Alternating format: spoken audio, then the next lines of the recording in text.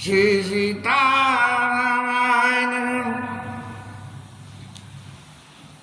वाल्मीकि आश्रम के बाद में महाराज राम जी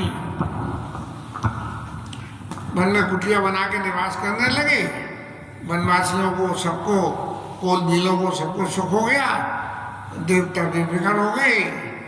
तब जो है गोस्वामी जी महाराज ने सीन को पलटा और पलट के सुमंत जी महाराज किस तरह से अयोध्या को लौट के आए हैं,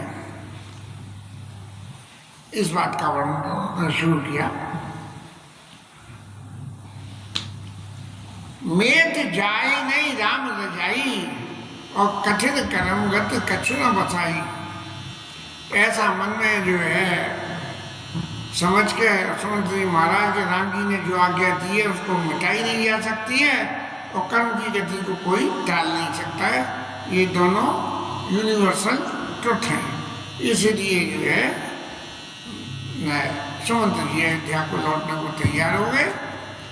और जब ऐसी परिस्थितियां हो जाती हैं तो आदमी का चित्त इतना द्रवित हो जाता है कि वो एक ही बात को बार बार कहता है। और वो महाराज राम राम करके जो है सुमंत जी महाराज और परेशान हो रहे हैं। और निषाद राज उनके आदमियों ने लेकर सुमंत जी को जबरदस्ती रथ में बिठा दिया और उनसे कहा कि महाराज अब आप अयोध्या की तरफ प्रस्थान करिए। और गोस्वामी जी यहाँ तक भी लिखते हैं कि घोड़ों को यदि राम नाम सुनाई पड़ जाए तो वो उसकी तरफ देखने लगते हैं। सेंसिटिविटी तो बहुत होती है, हाँ, क्योंकि जानवरों की जो सेंसिटिविटी होती है वो कुछ निश्चित सीमा की होती है, इसलिए उसमें पकड़ ज़्यादा होती है। जबकि मनुष्य की चौतरपाई होती है तो उसमें पकड़ गलती होने की गुंजाइश हो जाती है। अब जब निषाद जो संग में आए इनके सुमंत जी के, उन्होंने जब ऐसी गति देखी कि घोड़े आंसू बहा रहे हैं और जी राम राम जप रहे हैं, तब जो है उन्होंने अपने 4 चेला चाटी जो है इनके संग भेज के और बोले कि इनके संग अवध तक चले जाओ और तुम लोग वहाँ से लौटी आना। मैं सुमंत जी महाराज बराबर क्षण क्षण में जो है भगवान के विरह के शोक में मग्न हो जाते हैं और पछताते हुए कह रहे हैं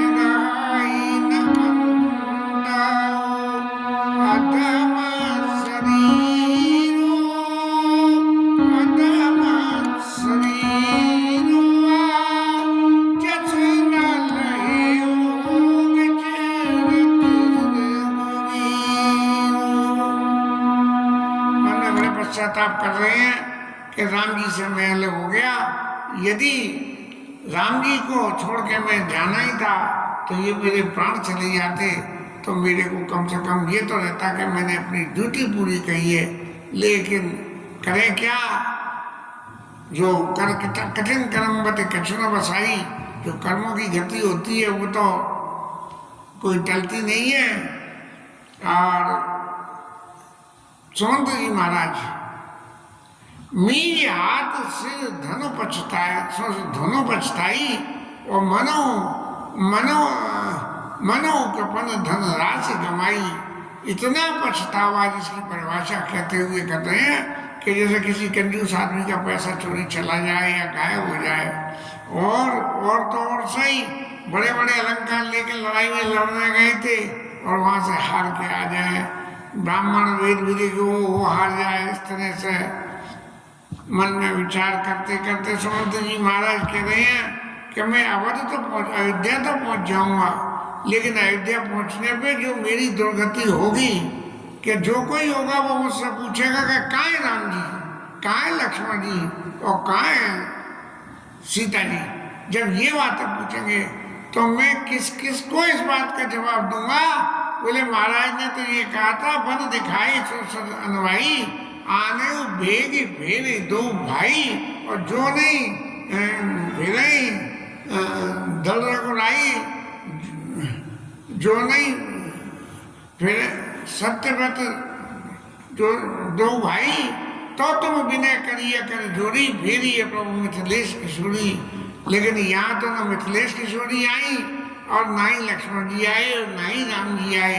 इस तरह से मन में मैं किस किस को एक ही बात का बार बार जवाब दूंगा?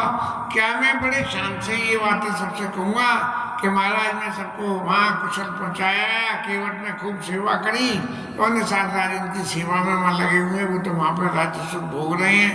एक नहीं बेकार है। महाराज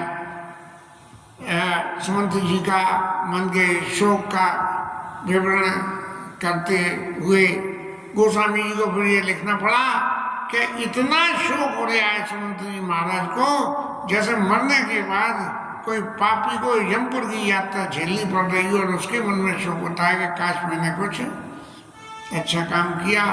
मन में सोचने लगे कि भाई रथ लेके जाऊंगा अयोध्या में, तो जाते ही सब लोग जो है मेरे ऊपर इस बात के लिए देखेंगे कि भाई आते ही पूछेंगे काय मंत्री, तो किस किस को क्या जवाब दूंगा। ऐसे करते करते उन्होंने जो है,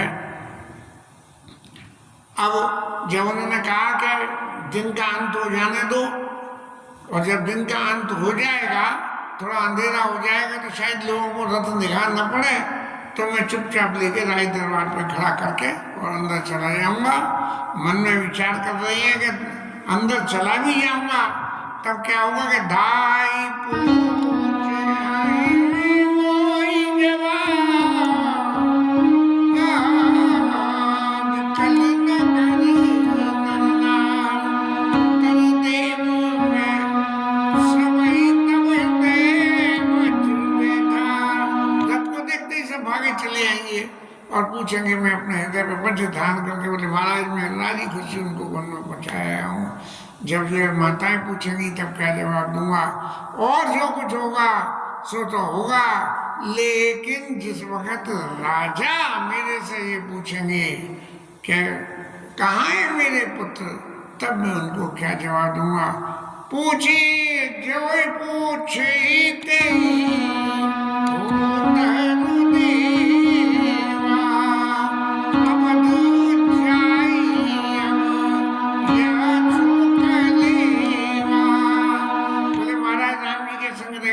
सुख दुख मिला वो तो मिला, लेकिन अयोध्या जाके एक नया सुख और मिलेगा कि हर आदमी पूछेगा, मैं हर आदमी को क्या उत्तर दूंगा कि आया कुशल कुंवर पहुंचाई।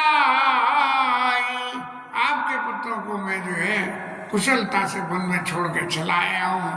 बिल्कुल जैसे किसी आदमी को किसी से पिंड कटाना हो तो ले जाके जो है घने जंगल में छोड़ी आवे, ऐसे अब जो है मन में विचार करने लगे कि राजा की जो स्थिति है वो तो सीता जी का, लक्ष्मण जी का और राम जी का संदेश सुनते ही शरीर का त्याग कर देना। हृदय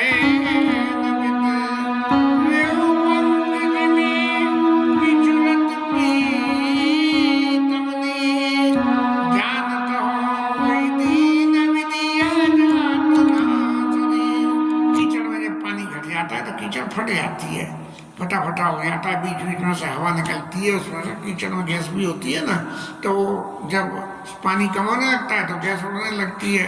तो मन में विचार करते हुए ये कह रहे हैं कि विधाता ने मेरे को बड़ा अधम शरीर दिया है, अरे देखो कीचड़ जैसी चीज भी फट जाती है तो मेरा हृदय क्यों नहीं फट जाता है। ऐसे मन में विचार करते हुए तमसा नदी के किनारे पर आए हैं और निषादों को विदा किया और चुपचाप रात के अंधेरे में राज दरबार के दरबार के दरवाजे पर रथ को खड़ा करके और महाराज चुपचाप अंदर घुस गए हैं। लोगों ने देखा कि ये रथ तो घोड़ों की स्थिति देख के, रथ को देख के लोग आगे पहचान गए कि ये रथ वापस आ गया, और रथ वापस आ गया तो राम जी आए कि नहीं, ये जानने के लिए बस सब लोग विकल होकर बुरी तरह से राजमहल की तरफ चले जा रहे हैं। और रानियां पूछ रही हैं कि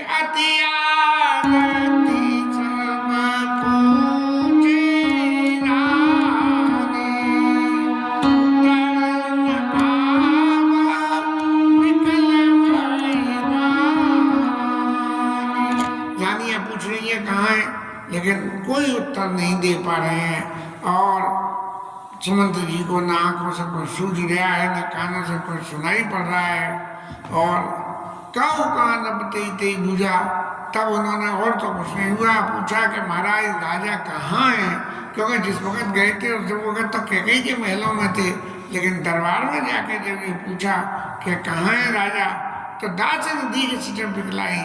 जब दासियों ने देखा कि जी मंत्री महाराज की स्थिति उपयुक्त तो नहीं है, तो उन्होंने कौशल्या मैया के भवन में ले गए, क्योंकि राजा वहीं थे। और वहां जाके राजा को ऐसा दर्शन किया कि अमीय रहित जन चंद्र में राजा, चंद्रमा जो इतना सुंदर दिखता है, कहते हैं कि उसमें अमृत है इसलिए सुंदर दिखता है, तो चंद्रमा में से यदि अमृत निकाल दो तो वो जो स्थिति बनेगी अमृत की, चंद्रमा की, वो स्थिति इन सुमंत सिंह महाराज की हो गई। राजा के दर्शन करें। राजा जो है जो सिंहासन पे बैठते थे और वो जो है जमीन पे पड़े हुए हैं और इस तरह से सोच रहे हैं जैसे राजा ययाति को यहाँ से तो भेज दिया गया ऊपर, और ऊपर से देवता ने विश्वामित्र जी ने ये कहा कि मैं राजा ययाति को सशरीर स्वर्ग भेज दूंगा, और वशिष्ठ जी ने मना कर दिया, तो शायद दोनों में झगड़ा हुआ। विश्वामित्र जी ने नीचे से अपनी तपस्या के बल पे ऊपर जैसे बोल उछालते उछाल दी, और देवताओं ने कही कि यहाँ जो है कोई आने का शरीर समेत यहाँ आने का नहीं है, आत्मा यहाँ आती है, शरीर नहीं आता है। तो ऊपर से उन्होंने धक्का दे दिया, महाराज ययाति तो बीच में लटक गई। अब ययाति मन में जो कल्पना करके सोच रहे हैं कि ये क्या हुआ, ऐसे राजा दशरथ ये सोच रहे हैं, राम राम का राम सही, उनके राम लखन बेदी, सिर्फ राम राम राम राम लक्ष्मण और सीता, ऐसी ऐसी बातें राजा रावण निरंतर बोले चले जा रहे हैं।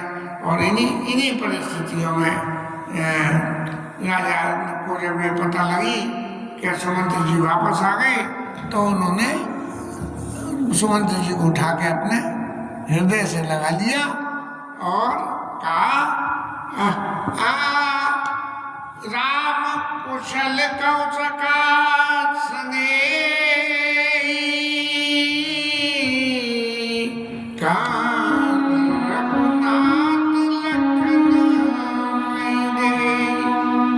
कुशल तो है, कहाँ है, तुम वापस ले आए या उनको बन गई भेज आए।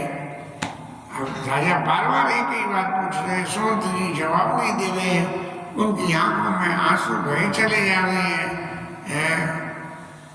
ऐसा कि राम रूप गुण शील स्वभाव, सुमेरे सुमेरे उर सोचत राम। राजा अपने मन में क्या सोच रहे हैं बार बार कि देखो मैंने वनवास राज्य देने की कही थी, तब भी उनके अंदर कोई परिवर्तन नहीं आया, उनके स्वभाव में, उनके आचरण में, और जब बन जाने की कह दी तब भी नहीं आया। अब जिसके इतने धैर्यवान पुत्र हों और वो उसको जो है छोड़ के वो पुत्र चला जाए, तो सो सुत विचरत गए न प्राणा, को पापी जग मोही समाना। मेरे बराबर कौन पापी है कि ऐसे पुत्र के होते हुए भी जो हर्ष सुख दुख हर्ष भय इन सबसे रहे, तो उसके बिना मैं अपने जीवन को धारण कर रहा हूं, तो मेरे बराबर कौन पापी है। सखा राम से लखन जा तामोई पहुंचा, नायत चाहत चलन अब प्राण कहो सतीवा। महाराज मैं क्या कहूं, क्या तो सीता जी लक्ष्मण जी राम जी जाए वहां मुझे पहुंचा दो, नहीं तो मेरे प्राण चलना चाहते हैं। और जब सुमंत जी महाराज कभी बोल ही नहीं सकते हैं, इतने शोक मग्न हो रहे हैं, तब बार बार राजा एक ही बात पूछती है कि राम ना आए कोई बात नहीं, लेकिन उन्होंने क्या संदेश भेजा है, इस संदेश को बस मेरे को बता दो और कोई ऐसा उपाय करो कि मैं उनके राम जी के दर्शन कर लूं। अब मंत्री का जो फल होता है, उन्होंने क्या बोल मंत्री का जो फल होता है, मंत्री ने राजा को समझाया, आप धैर्यवान हो, ज्ञानवान हो, चित्त में धारण करिए, ये तो सुख और दुख तो इस जीवन में आते ही रहते हैं, काल कर्म बस होए गुसाई बरस रात दिवस की नहीं। अरे जैसे रात के बाद दिन आती है, दिन के बाद रात आता है, ऐसे ही महाराज जी सुख के बाद दुख और दुख के बाद सुख आता है। लेकिन सुख हर से दुख जड़ बिलकाई, ये तो वो लोग नादान होते हैं जो दुख में तो जो है दुखी होते हैं और सुख में खुशी होते हैं।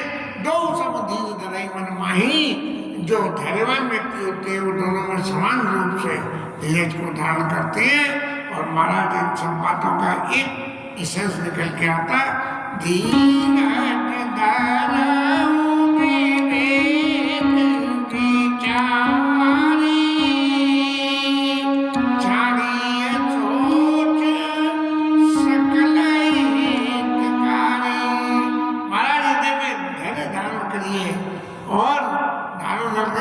सब तरह से सोच का परित्याग करके धैर्य को धारण करिए, तभी जो है जीवन आपका रह पाएगा। और महाराज यात्रा में आपने आज्ञा दी थी, उसके प्रसंग को आपको सुना दूं। यात्रा में बिठा के वन में ले गया और ले जाके तमसा नदी के तीर पे पहला राम जी ने विश्राम किया और विश्राम करके रात को सोए। सुबह उठ के जैसे यहाँ से आज्ञा हुई थी माता की, वो तो प्रातः बट क्षीर मंगावा और जटा मुकुट में शीश बनावा।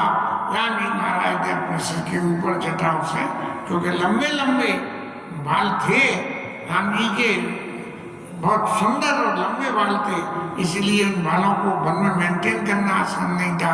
तो इसलिए वो उसका बट के पेड़ का दूर लगा के बालों को आपस में चिपका दिया जाता है, तो वो जटाएं बन जाती हैं, जैसे आजकल राजेंद्र दास जी महाराज बना के रखते हैं।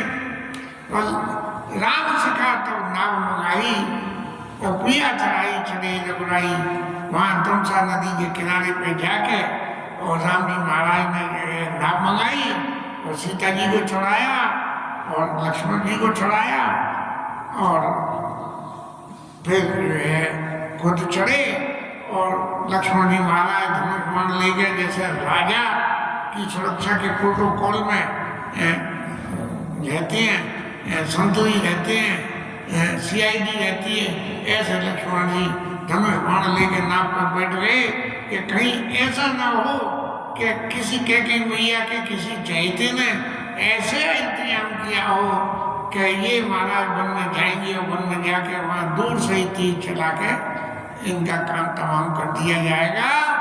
तब जो है ये मन में विचार करते हुए विकला बिलोकी मोई रघुबीरा बोले मधुरा वचन धरि धीरा। मेरे को बड़ा विकल देख के कि मैं क्या अपने चित्त के क्लेश को कहूँ कि आपकी आज्ञा का भी पालन नहीं कर पाया। तो मेरे को जो है बड़ी हृदय में धैर्य धारण करके राम जी महाराज बड़ी मीठी बात मेरे को बोले। क्या बोले कि तात बनावा तात चमकाए और बार बार पद पंकज गए। महाराज राजा को पिताजी को मेरा प्रणाम कहना और बार बार उनके चरणों को पकड़ के बार बार उनसे विनय करना, बार बार चरण पकड़ना। बोले कि महाराज तात करिया जने चिंता मोरी। बोले महाराज प्रश्न ये खड़ा हुआ कि भैया करें कैसे नहीं, जिसके पुत्र वन में चले गए राज भोगते भोगते, उनकी चिंता कैसे करें, नहीं करें। तो जयराम जी महाराज ने ये कहा कि बन मग मंगल कुशल हमारे, कृपा अनुग्रह तात तुम्हारे। आपकी कृपा से, आपके अनुग्रह से वन में हमारे लिए मंगल ही मंगल होगा, इसलिए आप जरा भी हम मन में जाकर तकलीफ पाएंगे, ऐसा मन में विचार। तुम्हारे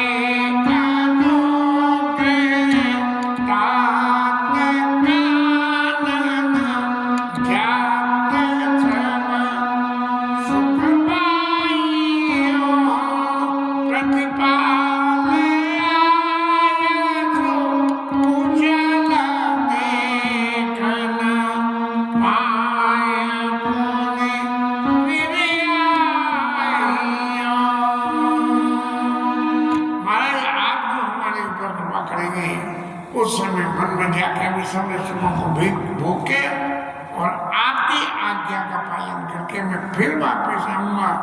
और ये तो आपके लिए संदेश दिया, और माताओं के लिए क्या क्या, जननी सकल परितोष परि परि पाय करे, बिनती घनी तुलसी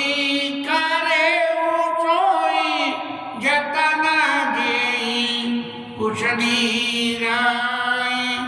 कौशल धनी।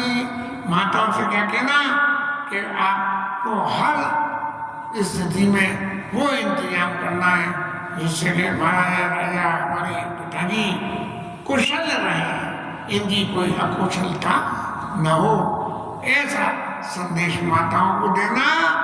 और गुरुजी महाराज के लिए भी उन्होंने संदेश भेजा है प्रभु कि क्या कही, गुरु संग कह बस दे, बार बार पद पदम गई, करब सोई उपदेश, जय न सोच वही अवधपति। महाराज गुरुजी वो उपदेश करें जिससे कि पिताजी मेरा सोच न करें, माने मेरे राम के स्वरूप को प्रत्यक्ष रूप से जो पुत्र श्री से उससे अलग करके मेरे प्रत्यक्ष राम स्वरूप को गुरु जी उनको समझाए, जिससे कि पिताजी मेरे लिए सोच नहीं करें। ये तो यहाँ राजमहल की बात है, अब राजमहल से बाहर आ जाए तो पुरजन लोगों के लिए भी उन्होंने संदेश भेजा है, यह मेरी सबको विनती सुनाना। बोले ये पुरजन में मेरा सबसे ज्यादा हितकारी कौन है? वो हितकारी है जो ऐसे कर्म को करे जिससे राजा सुखी हो, इस काम को करे, वो मेरा हितकारी है। इसलिए उन पुरजनों को कहना आप सब लोग ऐसा काम करिए जिससे राजा सुखी हो।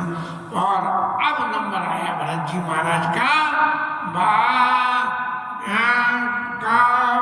संदेश भरत के आए, नीति न तरिया राजपद पाए। अब भरत जी महाराज जब आएंगे और राज सिंहासन पे बैठेंगे तब उनसे क्या कहना? बोले उनसे कहना नीति न तरिया राजपद पाए, राजा का पद पाने के बाद आप नीति का परित्याग नहीं करना।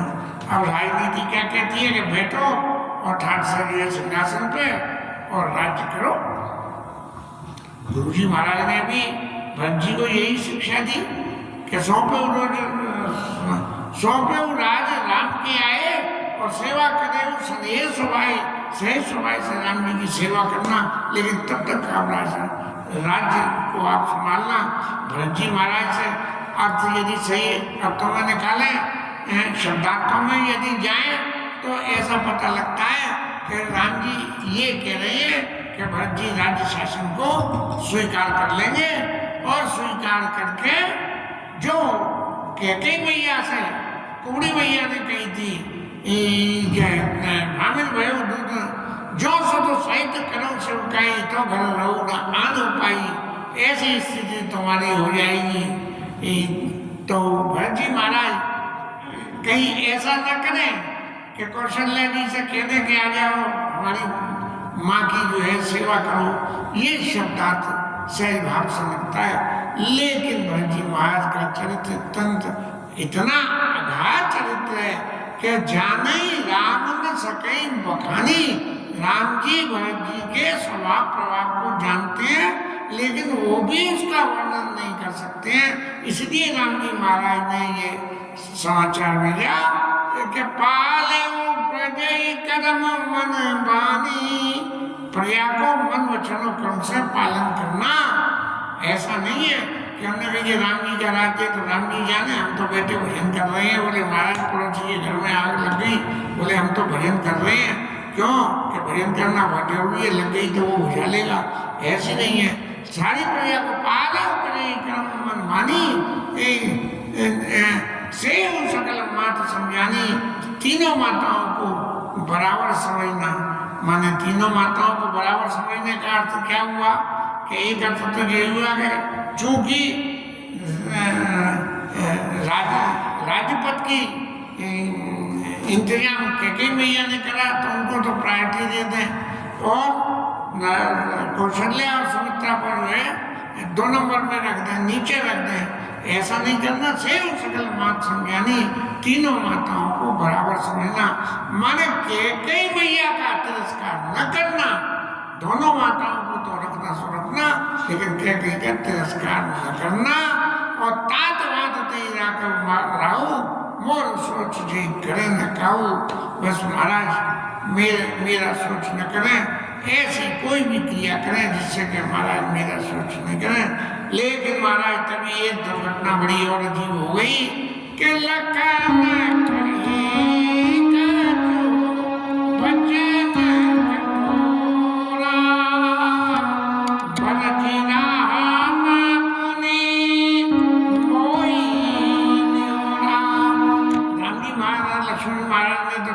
खरी बात बोल दी, शब्दों को यहाँ नहीं लिखा गोस्वामी जी ने।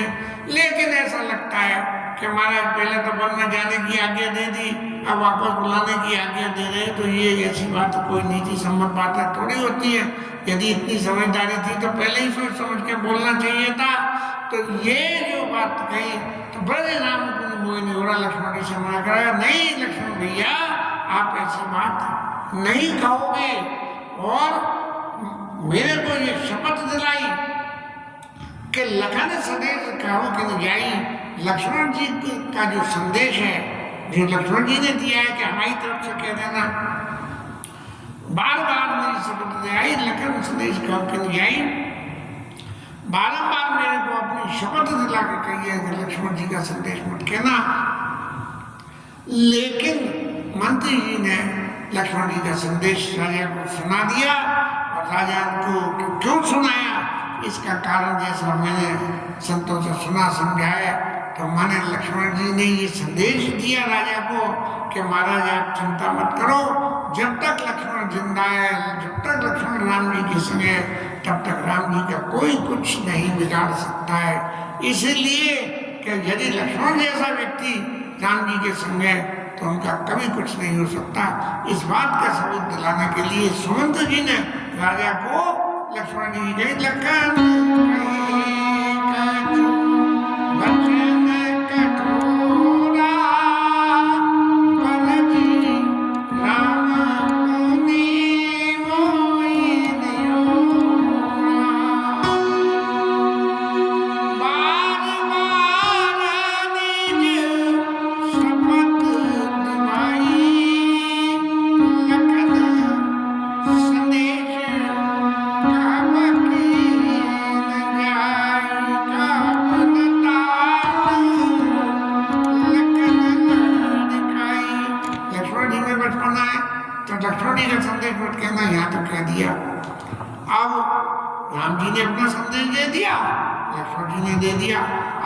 सीता जी का देने का नंबर आया। बस यही सुमंत जी ने गड़बड़ कर दी। लक्ष्मण जी ने जो कहा वो कह दिया, राम जी ने कहा वो कह दिया, लेकिन सीता मैया ने जो कहा वो नहीं कहा और उसको पूरे सिंधु पर कहे प्रणाम कचुका न लिया और सिया भाई से दिल सने पुलक बचन लोचन सजल सज